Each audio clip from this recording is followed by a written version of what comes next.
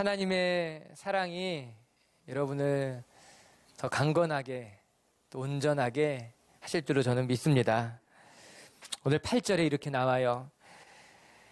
너희가 열매를 많이 맺으면 내 아버지께서 영광을 받으실 것이요, 우리의 삶에 좋은 열매가 많이 맺히면 그것으로 말미암아 하나님이 영광을 받으신다. 성경 그렇게 우리에게 이야기해 주고 있습니다. 뿐만 아니라 세상이 우리를 보고 예수의 제자다 그렇게 말하게 될 것이다. 성경은 가르쳐주고 있는 거예요. 결국은 우리의 삶을 통해 하나님께 영광이 되어야 된다는 겁니다. 말이 아니라 삶이라고 하는 거예요. 좋은 열매들을 맺힐 때 우리의 삶을 통해 하나님이 드러나는 것 아니었겠습니까? 여러분의 삶에 좋은 열매가 맺히게 되길 주님의 이름으로 축복합니다. 그러나 걱정하지 않아도 될 것은 농부 되시는 하나님께서 우리가 열매 맺도록 도우신다라고 하는 거예요. 우리가 부족하지만 때로는 실수하기도 하고 때로는 담대하지 못하기도 하지만 걱정할 것이 없음은 우리 안에 계신 우리 농부 되신 하나님께서 오늘도 우리의 삶의 열매가 맺히도록 열심히 농사를 짓고 수고하신다. 성경이 말씀해 주고 계신 거죠. 연약한 우리를 통해 하나님이 일하시는 겁니다. 비록 우리가 작지만 우리 안에 있는 믿음의 열매가 하나님으로 말미암아 풍성해지게 된다고 성경이 이야기하고 있는 거예요. 때로 우리가 열매 맺지 못한다면 하나님은 우리를 가르치시고 또 훈계해서라도 좋은 열매를 맺도록 도우시는 분이에요. 그렇기 때문에 우리는 낙심하지 않아야 된다는 겁니다. 내 삶의 열매가 좀처럼 쉽게 보이지 않는다 하더라도 내가 수고하고 애쓰지만 내 삶에 아무런 변화가 일어나지 않는 것만 같다고 해서 우리가 낙심하면 안 돼요. 우리 자신에게 실망하면 안 돼요. 왜냐? 나는 포기해도 하나님은 우리를 포기하지 않기 때문인 거예요. 나는 내 자신에게 실망할지 모르지만 하나님은 오늘도 우리를 포기하지 않으시고 우리의 삶에 하나님의 열매, 좋은 열매가 맺도록 우리를 도우시기 때문입니다. 우리가 지난주 말씀을 한번 기억해 보시기 바랍니다. 포도나무 가지가 포도나무에 붙어 있을 때 비로소 좋은 열매가 맺게 된다는 거예요. 우리는 스스로 열매 맺을 수 있는 존재가 아니라고 하는 겁니다. 하나님 안에 있을 때 비로소 열매가 맺혀지는 거. 여러분, 발전소라고 하는 것은 발전기를 통해서 전기를 생산하는 시설입니다. 그러나 변전소는 그와는 다른 겁니다. 변전소는요, 발전소에서 보내온 전기의 전압을 바꿔서 필요한 곳으로 보내주는 시설이 변전소라고 하는 거예요. 수력 발전소에서 전기를 만들면 원자력 발전소, 화력 발전소 등에서 보내온 전기를 공장으로 또 때로는 다른 소비자에게 보낼 때 필요한 전압을 변화시켜서 보내주는 역할이 변전소가 하는 일이라고 하는 거예요. 여러분, 우리의 삶이라고 하는 것은요, 발전소의 역할이 아니라 변전소의 역할이라고 하는 거예요. 우리가 우리 스스로 열매를 맺는 게 아니라 우리가 우리 스스로 에너지를 만들어내는 것이 아니라 하나님이 우리의 삶에 열매를 맺게 하는 거죠. 하나님이 주시는 능력으로 하나님이 주시는 에너지가 우리를 통해 다른 사람에게 흘러가는 축복의 통로가 우리들의 역할, 우리들이 해야 되는 일이라고 하는 것 아니겠습니까? 우리가 열매 맺는 게 아니라 하나님이 여러분을 통해 열매 맺게 하시는 것이죠. 오늘도 하나님의 열매가 여러분의 삶에 맺힐 줄로 믿습니다. 우리는 좋은 축복의 통로로 쓰여지면 된다라고 하는 것입니다. 아멘. 그러면 우리가 해야 할 일은 무엇인가? 우리 9절을 같이 한번 읽어볼게요. 9절입니다. 시작.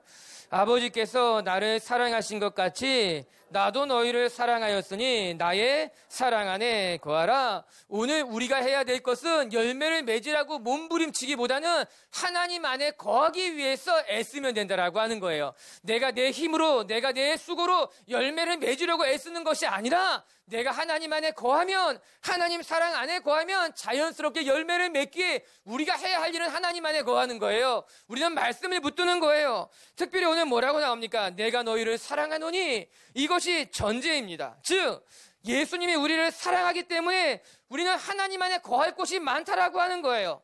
예수님이 우리를 먼저 사랑하셨기 때문에 우리는 하나님의 사랑을 받으면 되는 거예요. 우리는 하나님의 사랑을 받고 누리면 돼요. 하나님의 사랑을 받고 그 사랑을 자랑하는 거예요. 하나님의 사랑을 받고 그 사랑 안에 거하는 것이 오늘 우리가 해야 할 일이라고 성경이 말씀해주고 있는 것 아니겠습니까?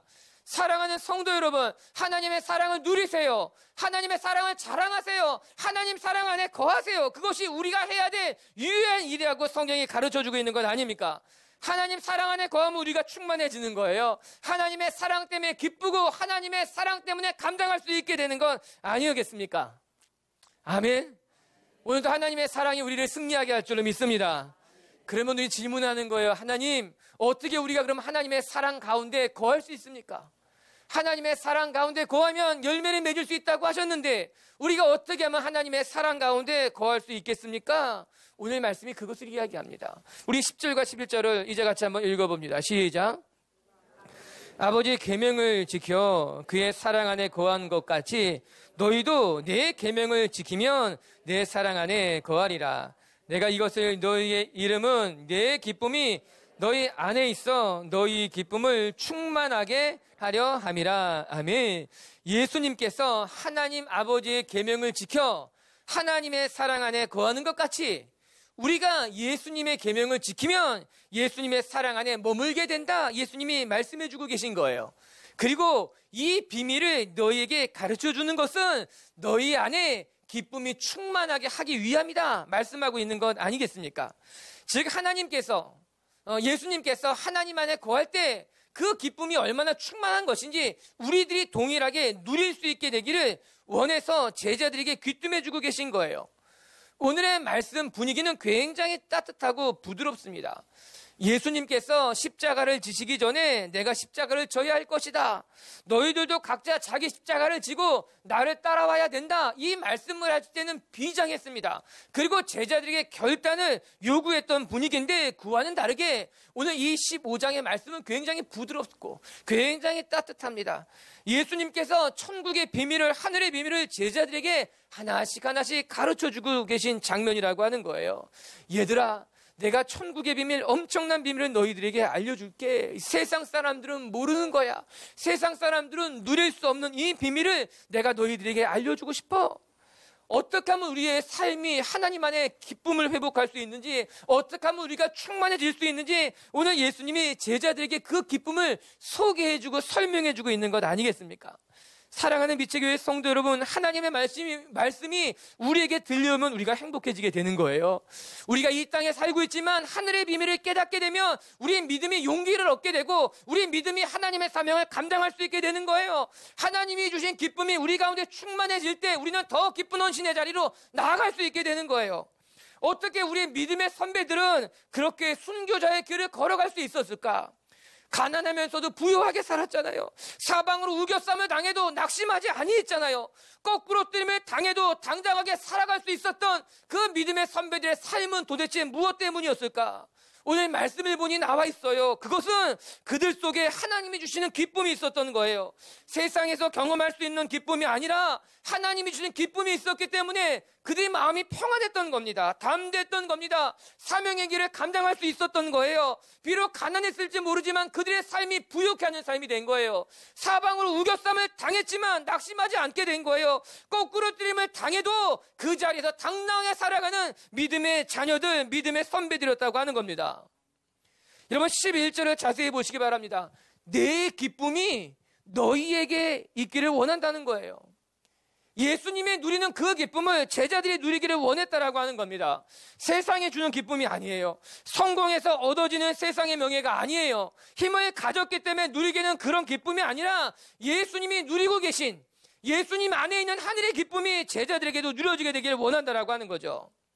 언제 그런 기쁨을 우리가 누릴 수 있을까?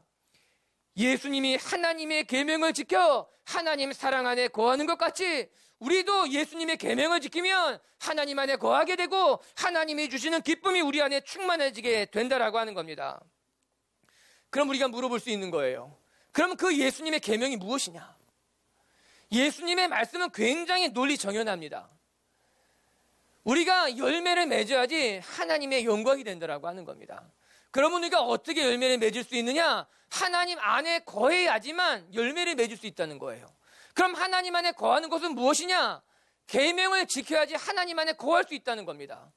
그럼 결론은 뭐예요? 그럼 그 계명이 무엇이냐? 제자들이 물어봐야 되겠죠. 우리가 물어봐야 됩니다. 그 계명을 지키면 우리는 하나님 사랑 안에 거하는 것이고 하나님 안에서 열매를 맺게 되고 있는 것이지요.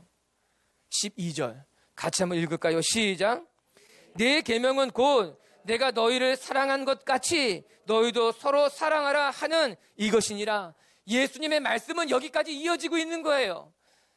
요한복음 15장 포도나무의 비유는 결국 여기 결론에 도달하고 있는 겁니다. 우리가 많은 열매를 맺기 원한다면 우리가 결국 하나님 사랑 안에 서로 사랑하는 것, 그것이 답이라고 이야기해주고 있는 건 아니겠습니까?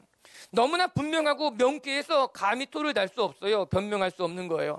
우리가 하나님의 계명을 지켜야지만 하나님 안에 머물게 되는데, 그 하나님의 계명은 우리가 서로가 서로를 사랑하는 거예요. 서로가 서로를 용납해 주는 거예요. 서로가 서로의 허물을 덮어주는 것이에요. 우리는 계속 요한복음을 묵상해 오고 있지 않습니까? 내가 너희를 사랑한 것 같이 너희가 서로 사랑해라. 이 말씀은 요한복음에 관통하는 말씀인 거예요. 요한이 끊임없이 강조하고 있지 않습니까? 13장의 세족식에서부터 오늘 말씀은 연결되고 있는 거죠. 예수님이 제자들의 발을 씻겨주시면서 결국 제자들에게 하고 싶었던 말씀이 무엇인가? 요한복음 13장 34절을 같이 한번 읽어볼게요. 시작. 새 계명을 너희에게 주노니 서로 사랑하라. 내가 너희를 사랑한 것 같이 너희도 서로 사랑하라. 예수님이 이미 여러 차례 말씀하신 거예요. 새 계명은 내가 너희를 사랑한 것 같이 너희도 서로 사랑하는 것. 내가 너희를 사랑한 것 같이, 이게 무슨 말씀이에요? 내가 제자들의 발을 씻긴 것 같이 너희가 서로를 섬기는 것이 내가 네게 보여준 사랑이라고 하는 거예요. 내가 유다를 용서한 것 같이 너희도 서로를 용서하는 그 사랑을 해야 된다라고 하는 거예요. 내가 베드로의 허물을 품은 것 같이 너희도 서로의 허물을 품으며 사랑하는 것이 오늘 예수님이 우리에게 말씀하시는 계명, 우리가 행해야 될 하나님의 말씀 아니었겠습니까? 그렇게 우리는 예수님의 사랑을 본받아야 되는 거예요. 예수님이 사랑한 것 같이 우리도 사랑해야 된다라고 하는 것이죠. 율법학자가 예수님에게 다가와서 예수님에게 물었어요. 이 많은 율법 가운데 우리가 어떤 율법을 지켜야 되나? 어떤 율법이 가장 중요한 율법입니까? 예수님이 마태복음에 이렇게 말씀하셨습니다. 마태복음 22장 한번 같이 읽어볼게요. 시작. 예수께서 이르시되 목숨을 다하고 뜻을 다하여 주 너의 하나님을 사랑하라 하셨으니 이것이 크고 첫째 되는 계명이요 둘째도 그와 같으니 내 이웃을 내 자신과 같이 사랑하라 하셨으니 이 계명이 온 율법과 선지자의 강령이니라. 아멘. 무엇이 가장 큰 계명이냐 묻는 율법학자에게 예수님은 말씀하셨습니다. 하나님을 사랑하는 것, 그리고 내 이웃을 내 몸과 같이 사랑하는 것, 이것이 율법의, 모든 율법의 강령이고 선지자의 말씀이라. 다른 번역을 보게 되면 온 율법을 하나로 요점 정리한 것이 바로 이 말씀, 이웃을 내 몸과 같이 사랑하라는 말씀 아니었겠습니까? 맞아요. 우리가 우리 이웃을 사랑할 때, 내가 사랑할 수 없는 사람을 사랑할 때, 나의 마음을 아프게 한 사람을 용납할 때, 허물을 덮어줄 때 우리는 충만함을 느끼게 되는 거예요. 하나님이 나를 붙들고 계시구나. 하나님이 내 안에 살아계시구나. 하나님이 나를 붙드는구나는 우리가 느낄 수 있게 되는 건, 누릴 수 있게 되는 건 아니겠습니까? 사랑하는 우리 성도 여러분, 오늘 우리가 이 하나님의 사랑을 배우고 예수님의 사랑을 닮아갈 수 있는 축복이 있게 되길 주님의 이름으로 축원합니다. 용서할 수 없는 사람들을 용서할 수 있는, 허물을 볼 때 그 허물을 품어줄 수 있는, 그래서 우리를 통해 하나님의 사랑이 흘러갈 수 있는 하나님의 사람들, 그럴 때 우리는 하나님 안에 머물게 될 거예요. 하나님이 우리 안에 계시다고 하는 것을 우리는 느낄 수 있게 될 거예요. 우리 성도들이 그렇게 살아가는 분들이 될 수 있게 되길 바랍니다. 두 번째, 우리가 그렇게 예수님의 사랑을 행할 때, 실천할 때 예수님은 우리에게 너는 나의 친구라 약속, 말씀해 주신다는 거죠. 14절과 15절을 이제 같이 한번 읽어보십시다. 너희는 내가 명하는 대로 행하면 곧 나의 친구라. 이제부터는 너희를 종이라 하지 아니하리니 종은 주인이 하는 것을 알지 못함이라. 너희를 친구라 하였노니 내가 내 아버지께 들은 것을 다 너희에게 알게 하였음이라. 내 계명을 지키면 그는 이제 내 친구라 말씀하신 거예요. 당시 문화에서 같은 가르침을 받은 사람들을 제자라 그렇게 불렀습니다. 그리고 그들은 누구보다도 끈끈한 유대 관계를 갖게 됩니다. 같은 스승 아래에서 같은 가르침을 받고 함께 살아가는 그들이 끈끈한 유대감을 갖는 것은 자연스러운 일일 것입니다. 예수님은 여기서 한 발짝 더 나아가 너희가 만약에 내 계명을 지킨다면 나의 제자가 아니라 나의 친구가 될 것이다. 내 계명대로 행하고 내 계명대로 서로를 용서하고 사랑한다면 너는 나의 제자다, 아니 나의 친구다.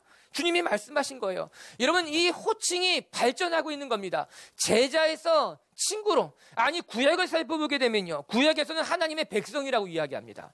하나님의 종이라고 이야기합니다. 그런데 신약에 와서는 예수님이 무엇이라 말씀하시는가? 너희를 종이라 말하지 아니하고 친구라, 그렇게 부르겠다라고 하는 거예요. 굉장한 진전입니다. 관계 발전 아니었겠습니까? 여러분, 친구와 종은 본질적으로 다릅니다.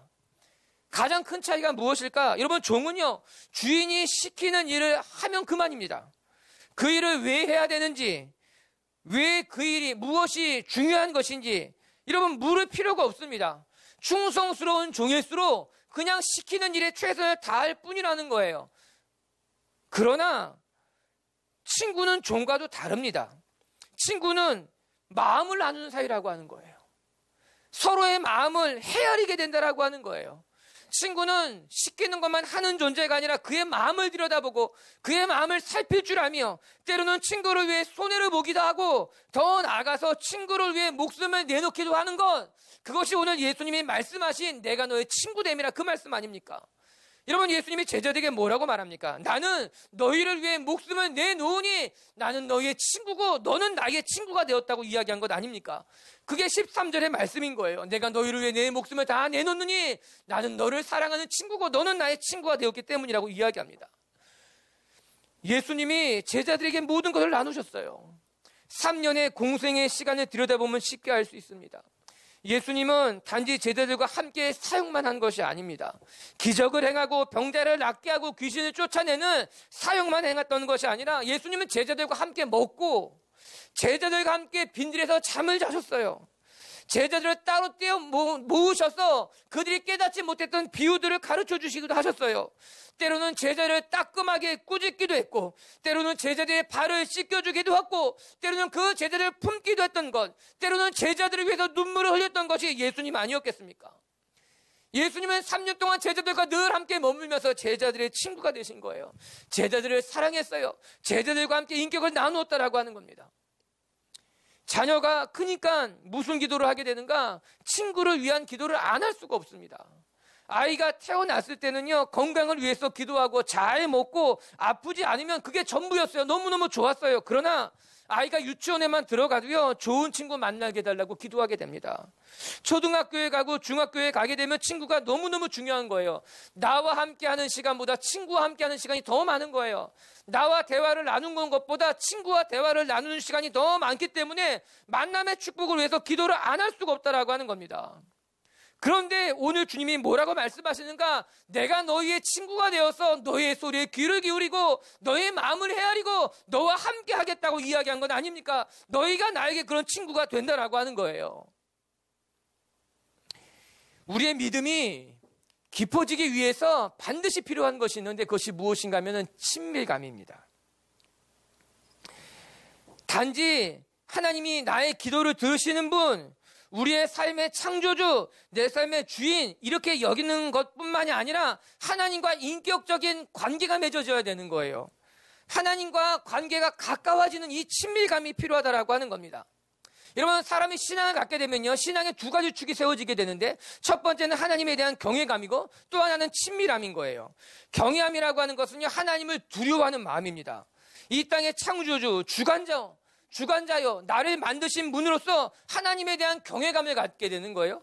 그 경외감 때문에 우리는 하나님 앞에 엎드려 예배하게 됩니다. 그 경외감이 우리의 마음을 겸손하게 만드는 거예요. 그 하나님 앞에 우리는 엎드리는 거죠. 마치 모세가 시내산에 올라가 하나님의 영광 가운데 엎드려 하나님을 예배했던 것 같이 우리에게도 하나님을 향한 경외함, 두려움이 있어야 된다라고 하는 거예요. 또 하나는 친밀함이라고 하는 거예요. 이 친밀함은 우리를 하나님께로 가까이 이끄는 거예요. 경외감이 하나님 앞에 엎드려 경배하게 만든다면 친밀감은 우리를 하나님 앞에 가까이 나아가 그 품에 쉬게 하고 그 품에 안식하게 하는 것이 이 친밀함이라고 하는 거예요. 그래서 이 친밀함을 경험한 사람들은요, 마음에 평안함이 있는 거예요. 두려움이 없는 거예요. 하나님과 함께 아픔을 나누고 기쁨을 나누고 하나님 앞에 우리의 마음을 다 내어드리게 된다라고 하는 거죠. 이 친밀함이 인티머시예요. 인티머시라는 단어가 어디에서 나온 건가 하면요, 라틴어 인티무스라는 것에서 파생되었다고 이야기합니다. 이 라틴어의 뜻은요, 가장 안쪽에 있는 것을 의미하는 거예요. 즉 친밀감, 인티머시라고 하는 것은요, 가장 안쪽에 있는 마음을 나누는 거예요. 가장 안쪽에 있는 은밀한 것을 보여줄 수 있는 거예요. 가장 안쪽에 있는 비밀까지도 말해줄 수 있는 것, 나의 연약함까지도 보여줄 수 있는 것이 친밀함이라고 하는 겁니다. 우리가 하나님과의 친밀함을 갖게 되면요, 우리 안에는 허물을 보일 수 있는 거예요. 우리 가운데 연약함을 내어드릴 수 있게 되는 거예요. 우리 가운데 가장 은밀한 것까지 하나님과 교제할 수 있게 된다라고 하는 겁니다. 오늘 예수님이 우리를 그렇게 초대하고 계신 거예요. 우리가 그런 존재가 되었다고 말씀해주고 계신 거예요. 단지 어려운 일을 만날 때 기도하는 신앙이 아니라 그것을 넘어서서 우리의 마음을 나누고 우리의 꿈을 나누고 우리의 은밀한 것까지 나누는 예수님의 3년의 시간은 그런 시간이었던 거예요.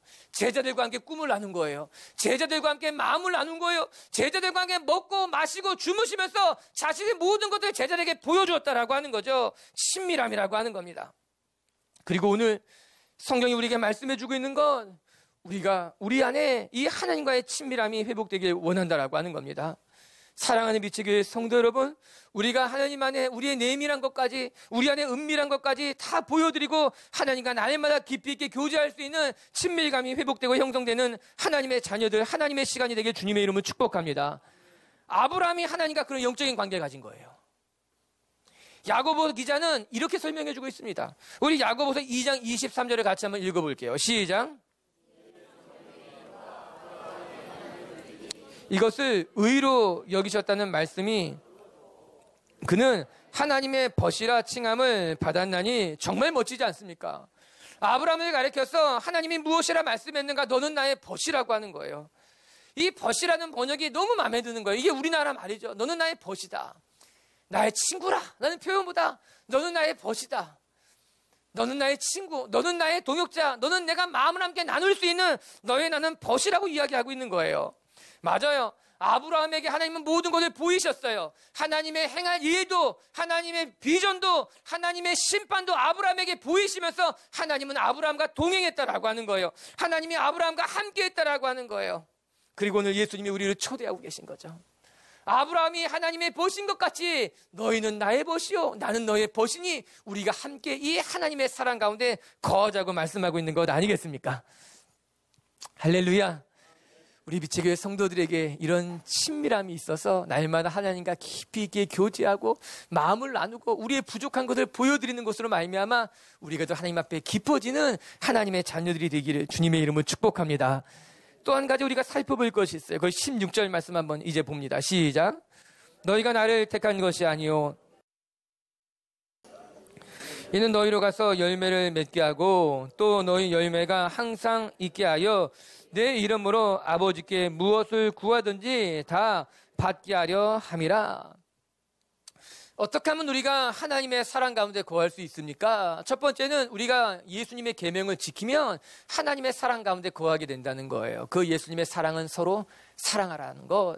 즉 우리가 서로를 사랑한다면, 서로의 허물을 덮고 용납하고 이해하고 서로 아껴준다면 우리는 하나님 안에 거하게 되는 거예요. 두 번째, 하나님 안에 거하게 되면 이제 우리와 하나님과의 관계가 친밀해지는 거예요. 우리는 친구예요. 이제 하나님의 벗이 되고 하나님의 마음을 나누는 관계가 된다라고 하는 거예요. 그리고 세 번째, 오늘 주님이 무엇이라 말씀했는가? 이 관계는 어디에서부터 시작됐는가? 내가 시작한 관계라고 하는 거예요. 너희가 나를 택한 것이 아니라 내가 너희를 택했다는 거예요. 너희의 신앙은 너희에게서부터 말미암는 것이 아니라 내가 시작한 나의 신앙이라고 이야기한 건 아닙니까? 16절에 뭐라고 말합니까? 너희가 나를 택한 것이 아니라 내가 너희를 택하여 세웠나니. 이 말씀이 제자들에게 매우 실제적으로 들렸을 겁니다. 왜냐하면 제자들은 모두 다 예수님이 부르셔서 예수님을 따라 나온 사람들이었기 때문입니다. 갈릴리에서 그물을 깁던 요한과 야고보를 예수님이 먼저 보시고 그들을 부르신 것 아닙니까? 베드로와 안드레도 예수님이 부르셔서 그들이 예수님을 따라오기 시작한 거예요. 무화과 나무 아래에 있었던 나다나엘을 먼저 예수님이 보시고 그에게 말씀하신 건 아니었겠습니까? 심지어 세관에 있었던 마태 세리 역시도 예수님이 부르시고 내가 오늘 내 집에 유하여야겠다 말씀하고 있는 건 아니겠습니까? 예수님의 제자 12명은 한결같이 그들이 먼저 예수님에게 나온 것이 아니라 예수님이 먼저 그들을 부르신 거예요. 그들이 예수님을 택한 것이 아니라 예수님이 그들을 택해서 예수님이 먼저 불렀다라고 하는 것입니다. 맞아요. 그들이 예수님을 따라온 거예요. 여러분들도 여러분의 의지로 여러분들의 차를 가지고 운전해서 여기까지 왔을지는 몰라요. 그것은 여러분이 한 거예요. 그러나 하나님이 먼저 우리를 이곳에 부르셨다는 것을 우리가 잊으면 안 된다라고 하는 거예요. 예수님의 제자들을 따라왔지만 그 제자들을 먼저 택해서 부른 것은 예수님이라고 하는 겁니다. 우리가 신앙을 먼저 가진 것 같지만 우리 가운데 먼저 찾아오신 분, 우리를 부르신 분은 예수님이라고 하는 거예요. 그 말이 맞아요. 오늘 16절은 분명히 그렇게 기록하고 있어요. 너희들이 나를 택한 것이 아니라 내가 너희를 택했나니. 여러분, 이 말씀이 주는 의미가 무엇인지 아십니까? 그것은 너희의 삶의 책임이, 너희의 삶의 열매에 대한 책임이 너희에게 있는 게 아니라 내게 있다라고 하는 겁니다. 너희가 열매를 맺지 못하면 그것은 나의 책임이다. 여러분의 인생은 누가 책임지냐? 여러분의 삶에 열매가 맺지 못한다면, 여러분의 삶에 문제가 있다면 그것은 누가 책임지게 될 것이냐? 오늘 예수님이 뭐라고 말씀하십니까? 내가 선택했기 때문에 내가 내 인생을 책임지겠다라고 하는 거예요. 내가 너를 불렀기 때문에 내 삶에 내가 관여하겠다고 하는 거예요. 내가 너를 선택했기 때문에 내 삶에 내가 간섭해서 내 삶을 책임지겠다고 이야기하고 있는 것 아니겠습니까? 그 말이 맞는 거예요. 우리의 삶은 하나님이 부르셨기 때문에 하나님에게 책임이 있는 거예요.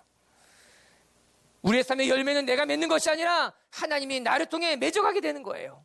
오늘 16절을 다시 한번 읽어볼까요? 시작. 너희가 나를 택한 것이 아니요 내가 너희를 택하여 세웠나니 이는 너희로 가서 열매를 맺게 하고 또 너희 열매가 항상 있게 하여 내 이름으로 아버지께 무엇을 구하든지 다 받게 하려 함이라.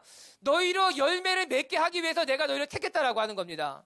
너의 삶에 열매를 맺게 하는 것은 나라고 하는 거예요. 내가 너의 삶을 책임지고 내가 너희의 삶과 함께 하겠다고 이야기하고 있는 것 아니겠습니까? 하나님이 우리를 부르실 때는 이유가 있어서 불렀다라고 하는 거예요. 이런 비유가 좀 그렇게 들릴 수도 있을지 모르지만 여러분, 우리가 명절에 세배하러 가면은 우리 할아버지 할머니들이 와서 세배해봐, 나한테 인사해봐, 용돈 주시고 싶은 거 아닙니까? 이제 초등학교 가는 아이에게, 이제 유치원 들어가는 아이에게 할머니 할아버지들이 용돈 주고 싶어서 인사도 해봐, 이름도 불러보고 그런 거예요. 그 말이 맞는 거예요. 하나님이 우리를 왜 하나님의 자녀 삼았겠습니까? 하나님이 왜 우리에게 사명을 주셨겠습니까? 그것을 통해 하나님의 뜻을 이루고 싶은 거예요. 그것을 통해 우리가 복받기를 원하는 거예요. 그것을 통해서 우리가 하나님의 영광에 참여하기를 원하기 때문에 우리를 부르신 거예요. 정훈아, 부르니까 돌아볼 때 나 너 안 불렀어. 우리 하나님이 그럴까요? 아니라고 하는 거예요. 우리를 불렀을 땐 이유가 있는 거예요. 내가 너를 통해 행하고 싶으니, 내가 너를 통해 열매 맺고 싶으니, 내가 너를 통해 하고 싶은 일이 있었기 때문에 오늘도 우리를 부르는 거예요. 전 목사, 나를 봐봐. 내가 너를 통해 행할 게 있어. 빛의 교회, 일어나. 나를 봐봐. 내가 너를 통해 행할 일이 있어. 그래서 내가 너를 불렀고 내가 너를 선택했고 너를 통해 이루겠다고 말씀하고 계신 것 아니겠습니까? 할렐루야. 오늘도 우리를 부르시고 택하셔서 여러분의 삶을 선하게 열매 맺게 하시는 하나님, 그 하나님 때문에 여러분의 삶에 정말 기쁨이 회복되고 위로가 회복되고 능력이 회복되는 하나님의 자녀들이 되길 주님의 이름으로 축복합니다. 끝으로 한 가지만 더 나눕시다. 19절을 우리가 꼭 봐야 돼요. 시작.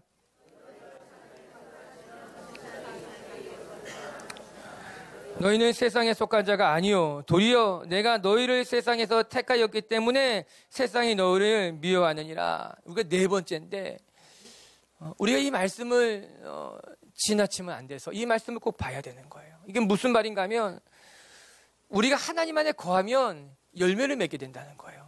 그것은 긍정적인 측면일 거예요. 좋은 일이에요.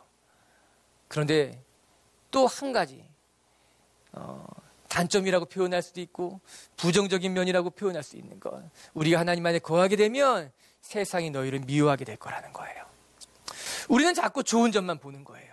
열매만 보는 거예요. 좋은 일이 일어날 것만 생각하는 거예요. 그러나 예수님은 오늘 이 말씀을 꼭 그들에게 전해주고 싶었어요. 너희가 내 안에 머물게 되면 너희는 열매 맺게 될 거야. 그런데 또 한편 너희가 내 안에 거하면 너희의 삶에 시련이 있기도 하다. 세상은 너희를 미워하기도 할 거야. 너희는 세상 사람들에게 핍박을 당하기도 할 거야. 그것도 너희가 기억하고 그것도 너희가 감당해야 될 것이라고 이야기하고 있는 거예요. 왜? 우리가 하나님 안에 거하기 때문에, 우리가 세상에 거하지 아니하고 우리가 세상에 속하지 아니하고 하나님 안에 거하고 하나님에게 속했기 때문에 세상은 우리를 미워할 수밖에 없는 거예요. 우리가 세상의 방법을 선택하지 않기 때문인 거예요. 우리가 세상 사람들과 어울리지 않기 때문인 거예요. 우리가 세상 사람들처럼 살지 않기 때문에 세상 사람들은 우리를 멀리하고 미워하고 싫어할 수밖에 없다고 성경이 이야기하고 있는 것 아니겠습니까? 그러나 걱정하지 마세요. 하나님이 책임질 거예요. 우리는 세상 사람들에게 미움받지 않으려고 하나님 안에 거하는 데서 빠져나와 세상에 거하는 어리석음을 보하는 것이 아니라 여전히 하나님 안에 머물면서 세상 사람들을 감당할 수 있는 하나님의 사람들이 되어야 된다고 성경이 말해주고 있는 거예요. 아멘. 우리 비추교회 성도들이 날마다 하나님 안에 거해서 하나님이 주시는 열매로 풍성해지고 또 때로는 시련을 만나지만 그것 때문에 굴하는 것이 아니라 넉넉히 이기고 승리하는 하나님의 자녀들이 되길 주님의 이름으로 축복합니다. 오늘 예수님이 말씀하셨어요. 너희의 삶에 많은 열매를 맺으면 하나님이 그것으로 말미암아 영광을 받게 될 것이다. 우리 성도들의 삶에도 수고하고 애쓴 것보다 더 많은 열매들이 맺혀지고 하나님이 주는 열매로 말미암아 풍성해져서 하나님 앞에 영광되는 삶이 되길 주님의 이름으로 축복합니다. 우리가 하나님 안에 거할 때 열매 맺게 될 거예요. 첫 번째 기억합시다. 어떻게 하면 우리가 하나님의 사랑 가운데 거할 수 있느냐? 서로 사랑해야 된다는 거예요. 허물을 덮어주고 서로 용서해주고 서로 아껴주고 사랑한다면 우리가 하나님 안에 있다는 것을 느낄 수 있게 됩니다. 그 충만한 가운데 거하게 될 줄로 믿습니다. 그리고 두 번째, 우리가 서로를 사랑할 때 하나님과의 친밀함이 열리는 거예요. 더 깊이 하나님을 만날 수 있는 하나님의 사람들이 될 줄로 믿습니다. 그리고 세 번째, 내가 하나님을 택한 것이 아니라 하나님이 나를 택했다는 것을 기억하고 하나님 앞에 우리의 삶을 맡겨드리는 분들이 되길 주님의 이름으로 축복합니다. 그리고 네 번째, 세상이 우리를 미워해도 두려워하거나 당황하지 말고 당당히 이겨낼 수 있는 하나님의 사람들이 되길 주의 이름으로 축복합니다.